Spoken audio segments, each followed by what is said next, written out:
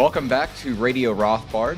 We are recording on July 7th, and Ding Dong Boris Johnson is gone. To talk about this, I'm joined, as always, by Ryan McMakin, a man who has never lost a job over an illegal party. Ryan, do you remember the moment you were at when you heard that Boris Johnson was no longer Prime Minister of the UK? Boy, do I ever. It was a few hours ago. Boy, life seemed much better then. It's just the cavalcade of bad news in other areas since then have just really piled up. So I do remember those days when Boris was, in fact, not the soon-to-be-gone PM of the UK. And the truth, of course, is that it didn't really affect my life very much at all. Although I will be curious to hear a little bit more and discuss a little bit more about not only what this means for the UK, but maybe what it means for America's most stalwart foreign policy partner in carrying out all of America's dumb wars throughout the world. Maybe Boris will his exit will affect that in some way, but maybe not. We'll see. So it's great to be here. Yes, and to go deeper into this topic, we have someone coming to us live from southeastern England, the assistant editor for Mallard UK, my favorite British publication, like paleo-libertarian, paleo-conservative sort of publication out there, and a master's student in political theory, William Yarwood. William, thank you so much for joining us today. No worries at all, Theo. It's great to be on Radio Rothbard. Where I was when Boris Johnson resigned is I was still in bed. I was asleep. I don't get up early. I hate getting up early. Nothing good happens before noon. But evidently, I was wrong in this case, and something good did happen before noon, and Boris Johnson resigned. So yeah, great to be here. Great to talk about all this kind of stuff. Spoken like a true Rothbardian there, I think, in the sleeping patterns. But that was going to be my first question. Is this a moment where you and the lads are at the pub toasting pints at the demise of Bojo?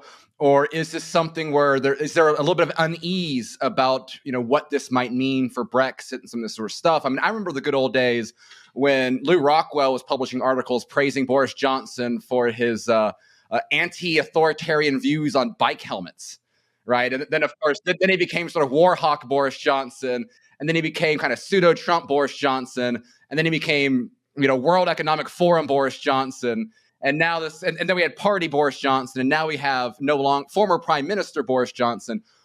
How does, what should the average, what's sort of take with the British conservative sort of wing where you are at right now? Well, I mean, I'll be going to the pub later and celebrating, absolutely, because I'm to the right of everyone in the Conservative Party. But these days, that's not too hard. I think, to be all seriousness for a moment, it is a little bit of both, because the first position is obviously it's great that Boris is gone. Boris has basically completely fluked the mandate he got from the British people back in 2019. He has an 80-seat majority, and what has he done with it? He's gone down the nanny state route. He imposed COVID lockdowns. He tried to impose mask mandates and vaccine mandates and the like. And although some people praise him for getting out of the lockdown earlier, I don't think that really makes up for the fact that he still put us all into lockdown. And of course, went from being, as you said, this sort of libertarian anti-bike helmet sort of conservative to being what he really is, which is just a careerist hack and someone who gets absorbed by the civil service and the special advisors around him who want to push this type of authoritarian legislation on the British people. But on the other side, now that Boris is gone, obviously there's this massive power vacuum that's occurred inside the Conservative Party. So everyone's thinking about who's going to replace him next. Now, that's the issue, because there is absolutely zero talent on the Conservative front or backbenchers.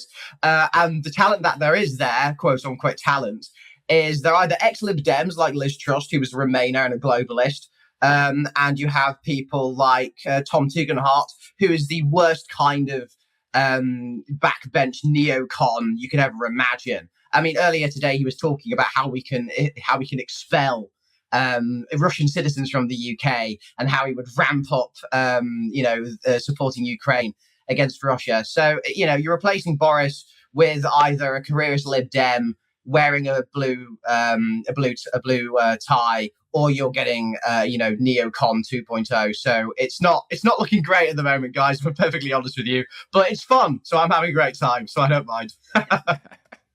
Since we have a largely American audience, can you kind of give a background information on, how exactly we got to this point? Because there's a time where, Boris was talking about, he was going to be head of state for a decade, right? This was going to be the next British dynasty. And instead, we have what we have today, 3 years in, or shortly, there, give or take, from that massive conservative victory in 2019.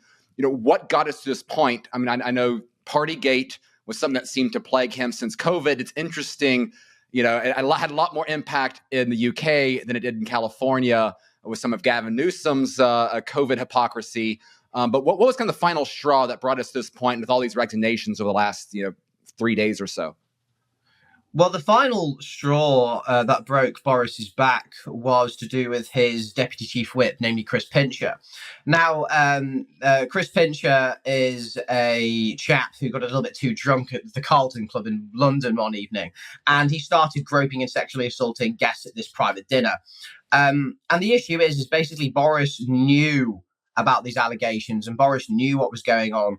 And also Boris had worked with Pincher when Boris was in the Foreign Office back in 2016, 2017. So he knew what this guy was like, and yet he still promoted him through the ranks.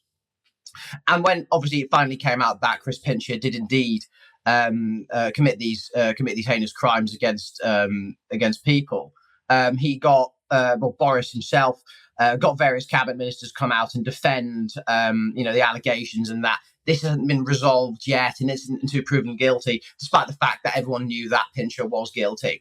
And also Boris behind the scenes joked about it because he said Pincher by name, Pincher by nature, which it's kind of funny. But the issue is that, British Conservatives have no sense of humour. And also, you shouldn't really be joking about this kind of issue anyway, especially when you're Prime Minister.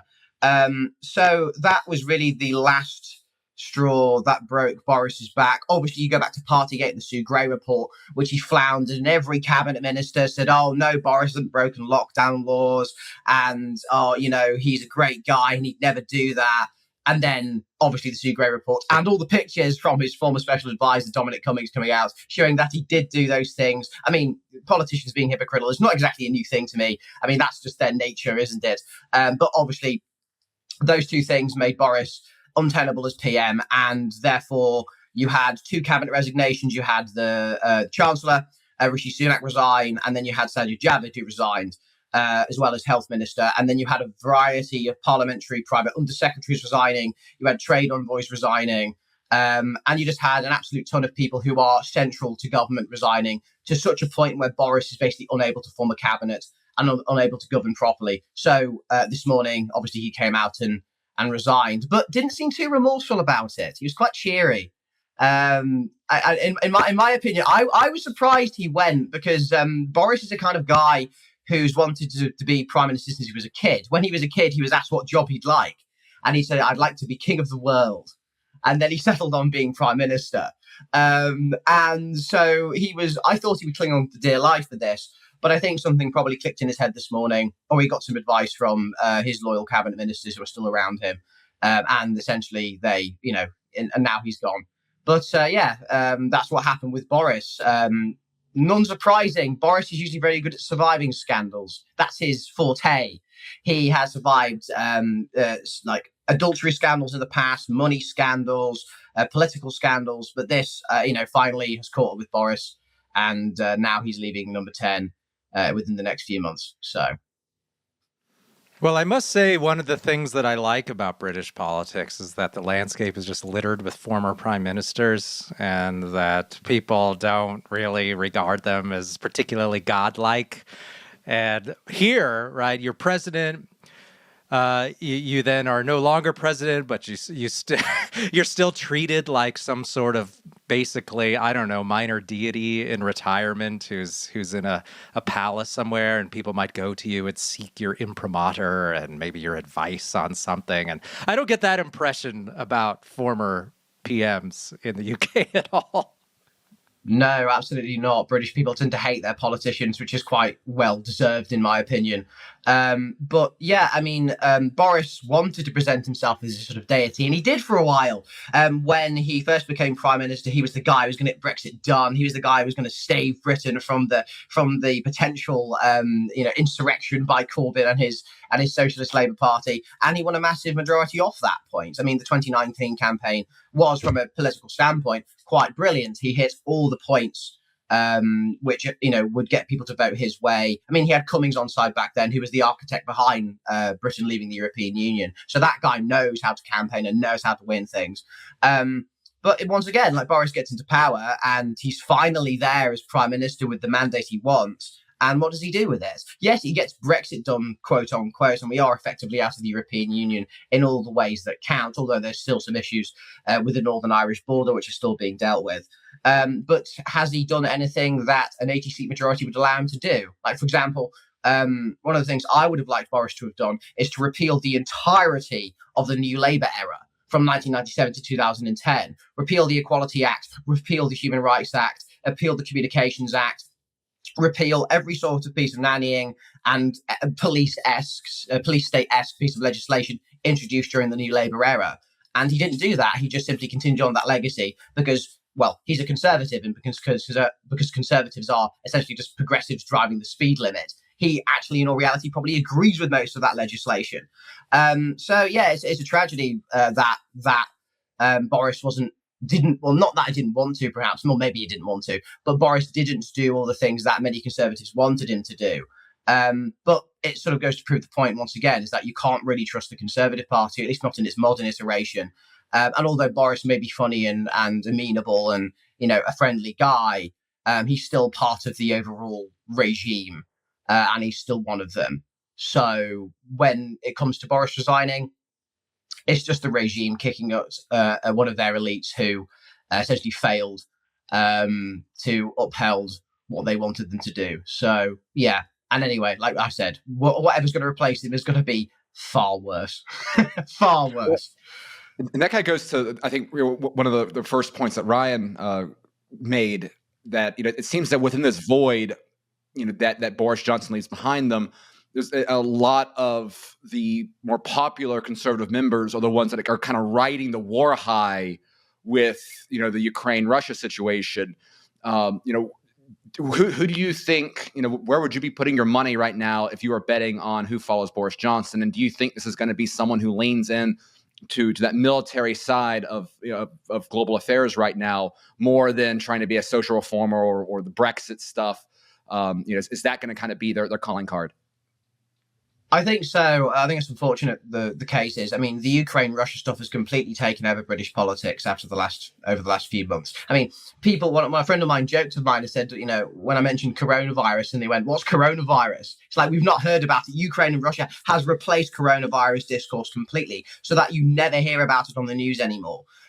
So yeah, I think that we will get someone who's definitely more war hawkish in that respect. As I mentioned earlier, Tom Tugendhat, who is one of the arch backbench neocons, he complained about the Afghanistan pullout. I remember he writing in the Telegraph back in August that Britain should have stayed in Afghanistan for another 20 years because he is fully committed to essentially being America's puppet on the world stage, and he's fully committed to this kind of globalist imperialism, which neocons like him love. So I think he's the dark horse. He would certainly be one who is one to look out for. And I know for a fact, for a few of my contacts, he's been building up a team over the last 2 months, sensing that something like this is going to happen. So he's already got a decent amount of people around him. There's people like Liz Truss, obviously, but like I said, Liz Truss has probably a lot of party support, but probably not a ton of parliamentary conservative support. Whether Rishi Sunak will come out of the woodworks and run for prime minister, because of course when he was chancellor he was very popular because he was giving everyone free money. So of course the man who gives everyone free money is going to be super popular with the electorate and with the parliamentary Conservative Party. So yeah, I can't put money on it currently, but I would say that Tugendhat is one to look out for because he's possibly one of the more dangerous ones, at least from our point of view anyway. William, is there any meaningful difference between the two major parties in terms of foreign policy? I'm old enough to remember Tony Blair and him coming out and being a big supporter of George W. Bush. And I think there was some pushback within the party, within his party, the Labor Party back then.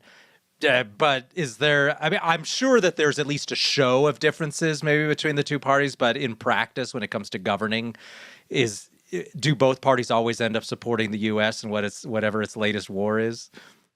Essentially, I mean, the only difference I would say is when Corbyn was the leader of the Labour Party, where Corbyn has been an anti-war campaigner since his youth. He was part of the Campaign for Nuclear Disarmament, or the CND. He has been a big advocate of reducing military spending. He even wanted to get out of NATO at one point. And he was also against bombing Syria. He was against the Iraq War. He was against invading Afghanistan. So it was only between 2015 and 2019 where there was a discernible difference between the two political parties, in which the Labour Party was more concerned with domestic affairs and not concerned with getting involved in wars on behest of the United States. But now, with Keir Starmer in charge, Starmer doesn't believe anything. Starmer just believes in getting into power. And Starmer's been having an absolute great time recently because Labour has shot up in the polls by 10 to 15 points.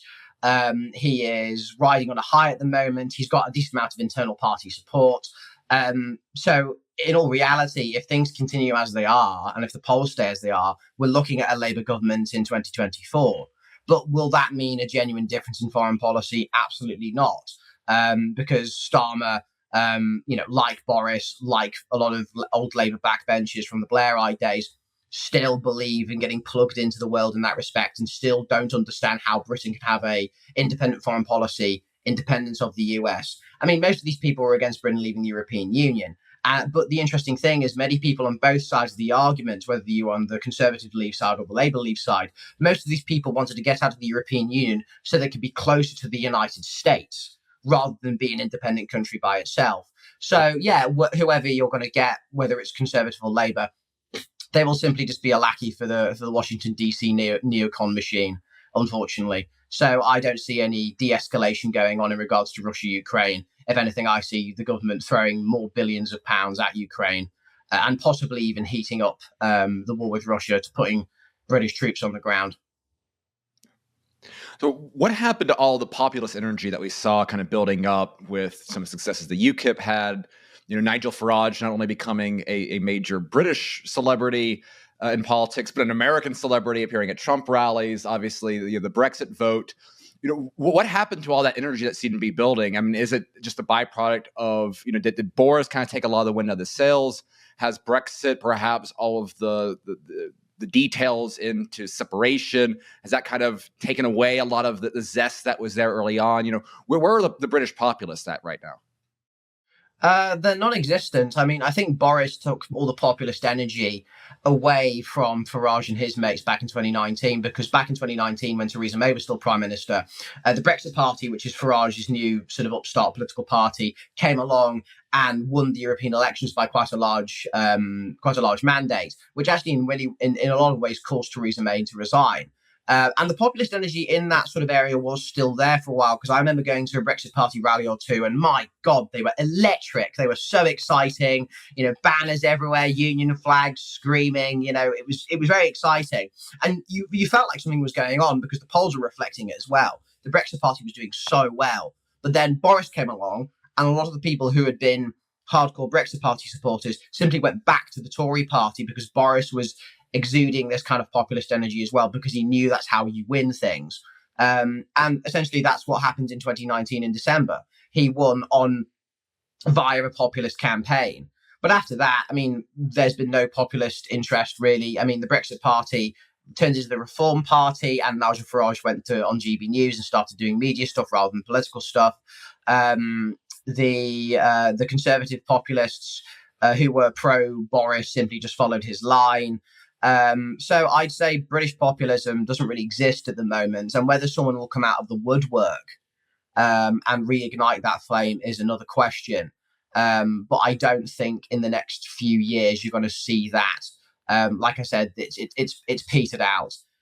Maybe if something happens in the US, maybe if Trump gets on the GOP ticket in 2024, maybe that will then send shockwaves to Britain, like say Brexit sent shockwaves to the US to some extent. So we'll see. But the populist right is dead in the UK currently. And like I said, the modern British right is basically, it's you can't differentiate them from the left because they are pushing the same kind of Keynesian make work policies. They're pushing the same kind of globalist international foreign policy. They're pushing the same kind of nannying and police state legislation that they are. So yeah, the populist right is dead in the UK at the moment, and I don't believe you can probably find it within the Conservative Party.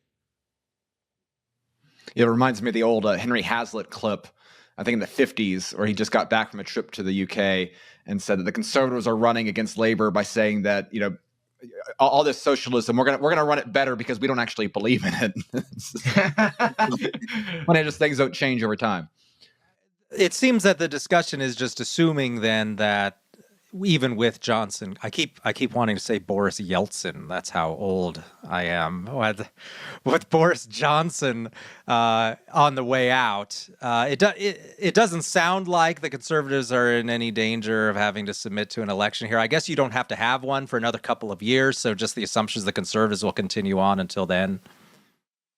Yeah, I mean, because we had a Fixed Term Parliament Act passed in the coalition era between 2010 and 2015, which meant the Parliament had to have an election every 4 to 5 years. Because what happens in the past is prime ministers would call elections when essentially the polling was good. So Theresa May did this back in 2017 when she was like 25% ahead in the polls. So she just called an election, and obviously that backfired for her because people ended up quite like Corbyn, and the Conservatives underestimated Corbyn's ability as a campaigner and as a politician. There are a few people who've been calling for Boris Johnson to call an election, but the issue is that there is no appetite for it within the Conservative Party because they all know they'll lose. And even though the Labour Party and the Lib Dems are going to be pushing for one because they know they're going to gain seats. But yeah, there's no need for it. They can continue on until 2024. Without much issue, really, because they still have an 80-seat majority. They can still pass whenever they like without issue. So that's what they'll do, probably. They'll just continue on for another few years, clinging on to power for dear life until they get removed in 2024 by a Labour Party, which is not that dissimilar from the current Conservative Party. You mentioned earlier about the kind of lack of talent on sort of the right side within the UK. I mean, is there any silver linings out there? I mean, what's the case for optimism to be made for young conservatives, young Mallard readers? What are you selling them right now? Like where gains can perhaps be made? Well, I think that there's a lot of activity going on in the Conservative youth right at the moment. Obviously my Mallard boys and girls, God bless them. There's a lot of energy going on there. A lot of young people are definitely to the right of their sort of Gen X and Boomer parents. The Conservative, so you'll probably see something interesting happen at Conservative Party conference in a few months' time, at least on the youth wing. But it's going to be questioning where they throw their support behind. There's one or two silver linings. Like there are some decent backbench MPs. There's people like Philip Davis. He's quite sound. There's people like Desmond Swayne. He's awesome.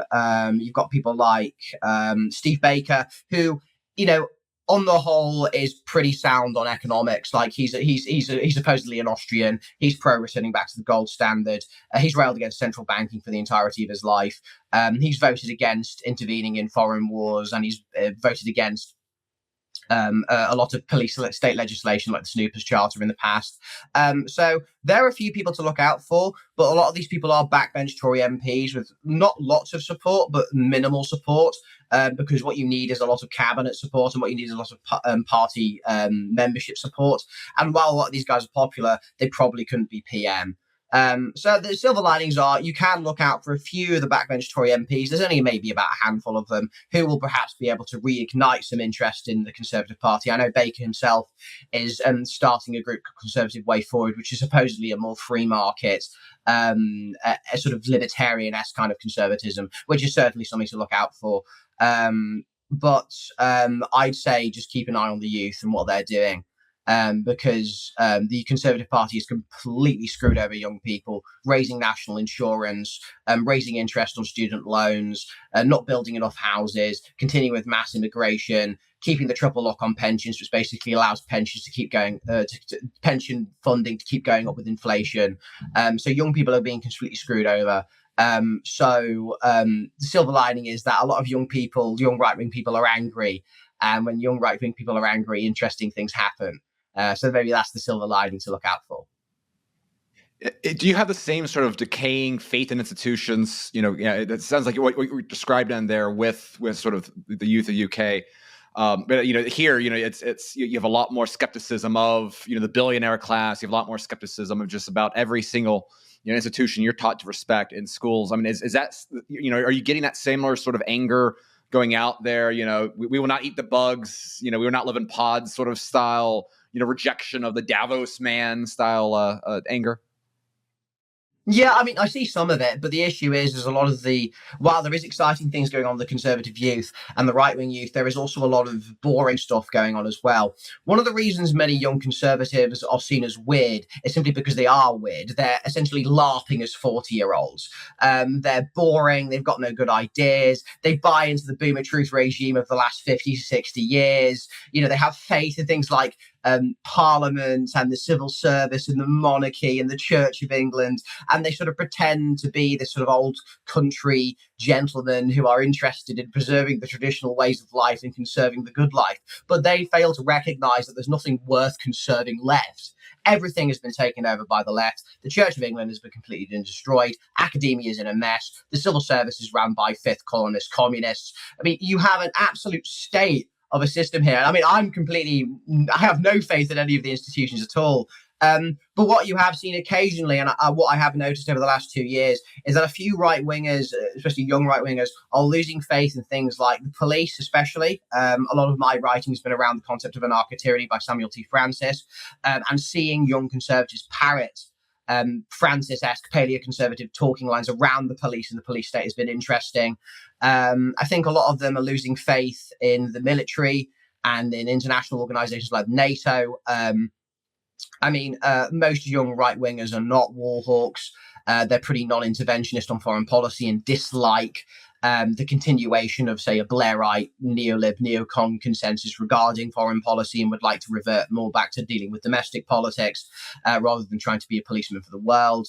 But yeah, I'm seeing some disintegration of love for the institutions. But until you wake a large section of conservative youth up and say, "Oi, stop pretending it's the 1950s. It's not anymore. These institutions are full of people who hate you. They're not wholesome conservative institutions anymore. They're run by communists and like literally satanic evil people." Until you do that, there's not going to be much change. But like I said, there's glimmers of hope happening. I mean, I'm sure you see it in the US. I'm sure you have Republicans who were massive Bush, like pro-Iraq war types who after like 2020 are like, yeah, I hate the CIA and I hate the FBI. So you see that switch occurring slowly in some conservative youth circles in the UK, definitely.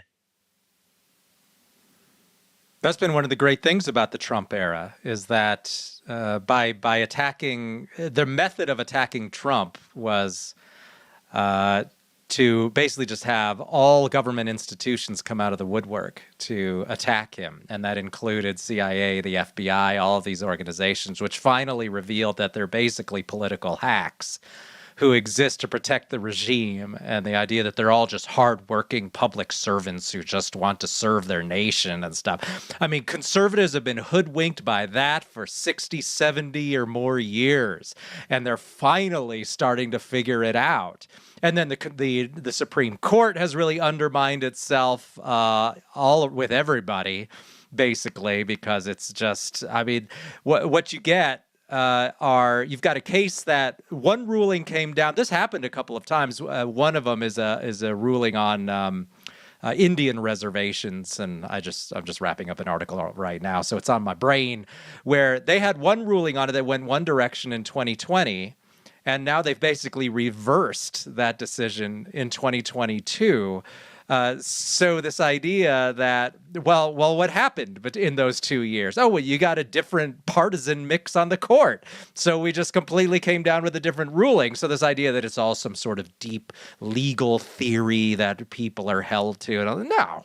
These are political operatives that come out and they decide things that benefit their particular interest groups or ideological leanings, and all those. And then the police, right? We've got police who, I mean, children are being slaughtered in a classroom and the police are hanging out outside, arresting the parents who want the police to kill the bad guy. I mean, this is astounding stuff. And I think you can only do that thing as the regime so many times before people just start to give up. So, yeah, if anything, I would say the U.S. is more advanced down the road of institutional breakdown, and probably for good reason, because the country's so large that you can point to all sorts of pockets of just disaster in America. I don't know that. I mean, for what it's worth, crime rates do seem to be far less of a problem in the UK, even if it is going up, which it may be, I don't know. But the US just has some places in it where crime is just such a real problem. And the regime doesn't seem to be either care or be willing to do anything about it. So even if that doesn't affect people personally, they get a constant stream of news about it, about how chaotic parts of America are. And I think that starts to really have its effect. And then people see all these crazy FBI agents just being active partisans and coming out and attacking their guy who is Trump. And it's just really bad. So I would be interested to see what time frame the UK ends up following, if it's on a similar trajectory. But it's always hard to predict, I guess, just how in front or behind something is. Yeah, absolutely. Is there any reality show host that could capture populist energy, since that seems to be the ticket? No. God, no. We don't really do reality TV show hosts here, and if they do, they're all like smug metropolitan liberal Londoners who are like, the government isn't, working properly. We need sensible, common sense governance, and it's so dull. It's so boring. You have absolutely nothing like that here in the UK. And also, like I said, unlike in the US, where you have a presidential system where anybody can enter the ring and, anybody can become, try and run for president, you can't have that in the UK. You need to be a member of parliament. You need to have gone through the processes, so to speak. So unfortunately, you can't have someone just barge in, like Farage, for example. You can't just have Farage barge in and be like, right, I'm taking over, I'm in charge now. You can't have something like that, unfortunately. So no, nothing like that on the horizon, unfortunately, guys. Just when I was just making a plan to try to get Godfrey Bloom out of retirement and have him take over. A great man. I would vote for that man as Lord Protector. Let's go. Make the UK great again, Godfrey Bloom 2024. But yes, I'm pro. Excellent. Well, any last questions, Ryan? Well, I just on the future of the whole Brexit thing, right? Like I'm a firm believer in that there's no such thing as either a lost cause or a won cause, right? Things can always change. No debate is final. And so if the current situation is that, yes, Brexit happened and there was apparently a real division there, but are there forces at work to reverse that and to whether in just at least in a de facto way bring the UK back within sort of that EU fold, even if it's not a real former rejoining? I wouldn't be surprised. I mean, the Conservative Party has been completely dominated by Brexit over the last few years and has consistently stated that their position is, the British people have voted no matter what we might think, so we're going to leave the European Union. The Labour Party had a lot of turbulation back in the Corbyn era because Corbyn, interestingly, was one of those old-fashioned socialist anti-European types. But when he became leader of the party, because he's full of pro-EU politicians, he had to cave in and be pro-EU himself. But now the Labour Party has reverted to a position where basically they support Brexit and don't support the region of the European Union. I believe the Lib Dems, which is quite interesting, because in 2019 they ran on a platform of repealing Article 50, which was the piece of legislation which you need to trigger in order to leave the European Union. They were pro repealing that and joining the EU back again. But I think even now they're pro continuing on in the current state of things. Although, I mean, there might not be any appetite for it at the moment because everyone's completely tired of Brexit. People are done with it. I mean, one of the core reasons Boris won in 2019 is because people were sick of it. People were bored. People just wanted Brexit to be over and done with. And they just wanted one guy to do it for them. And that was of course, Boris and his team. So I don't think there's any potentiality that Brexit could be reversed or touched in the near future.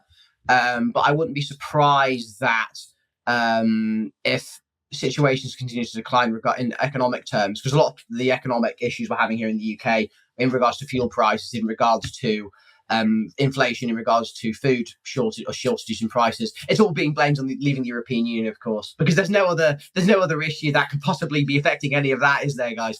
It's all being blamed on Brexit because it's the easy scapegoat. But I don't think there's any possible chance that anything bad will happen with Brexit in the next few years. But never say never. Dark forces are always at work within the state. And whether in 10 to 20 years' time they could possibly try and drag us back in again because they make some economic excuse for it.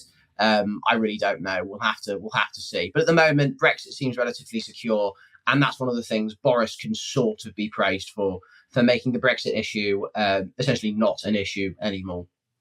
How's the anxiety over the economy motivating people right now? As I know, issues all around the world, obviously with energy prices and other problems, kind of really stressing Europe as a whole. How's that playing into? Are people blaming Putin? Are people blaming the state? Is that leading people to kind of looking for other alternatives? Does that help someone like a Steve Baker perhaps down the line? How does the economy as a whole factor into all this?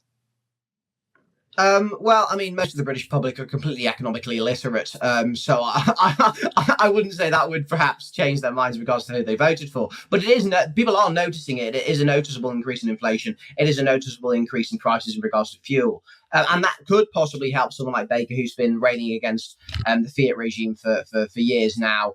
And could help a more Austrian, paleo-libertarian economic position to come to the forefront, because it would be new and interesting rather than the sort of weird synthesis between monetarist and Keynesian economics we've had in the UK for the last 20 to 30 years. The economic issues are certainly affecting people quite heavily. I mean, in the polls, people are concerned about the economy more or less as much as they were back in the height of the financial crisis. But yeah, they're not blaming the state all that much. They're blaming that evil man Putin for doing all the evil things in the world. And obviously the people who hate Brexit are blaming Brexit. So they're not actually blaming the core issues, which of course is the fiat regime. They're not blaming government policy. They're not blaming the coronavirus lockdowns and the economic collapse that caused. They're blaming Putin and they're blaming Brexit, because those two things are easier to understand than an Austrian business cycle or understanding what money actually is. I guess that is one advantage American conservatives have. Everyone just blames Biden, so like that. Fair or not, that makes a very easy scapegoat for future things. I've got the stickers on the gas pumps and all that. So we'll have to check back in a couple years, see who they put back in. And then, so it sounds like we'll have a coinciding elections in both the UK and the US here in 2024. So yes, that'll be fun. So we'll see what happens then. It could herald the end of the world. We shall see. So the question: who could be the British Ron DeSantis? That's what I'm looking for now. So. Leave that in the hands no. Yeah, well, he's at the Mallard. He's currently in the Mallard. No, there's literally no one like DeSantis currently. Like I said, the best bets we have are some of the backbench Tory MPs like David Davis or Steve Baker. But whether they make plays and whether they will be successful is another thing, because the Conservative Party isn't captured by its libertarian wing and hasn't been for decades. It's been captured by its centrist or neocon wings. So you'll have to see a revival in the sort of right-wing libertarian sphere of the UK Conservative Party in order to get those two people anywhere near their party leadership, never mind number 10. So I guess to summarize, it's good that Boris is gone, pain in the near future, and perhaps optimism with the British youth right later down the line. Yes, well, I think you have to have optimism. Pessimism is cowardice. Pessimism is cowardice. So you have to have optimism. Otherwise, you'll just end up crying and stay in your room all day, which is not something I want to do. So yeah, got to remain happy. Got to remain optimistic. Keep writing, keep tweeting. Keep being based and right wing. That's my plan. And of course, we never want listeners to Radio Rothbard feeling depressed and pessimistic. That goes against our brand. So thank you so much, William, for joining us. This was a fun conversation. And until next time, guys, it's been Radio Rothbard, Bo Bishop, Ryan McMakin. Thank you for listening.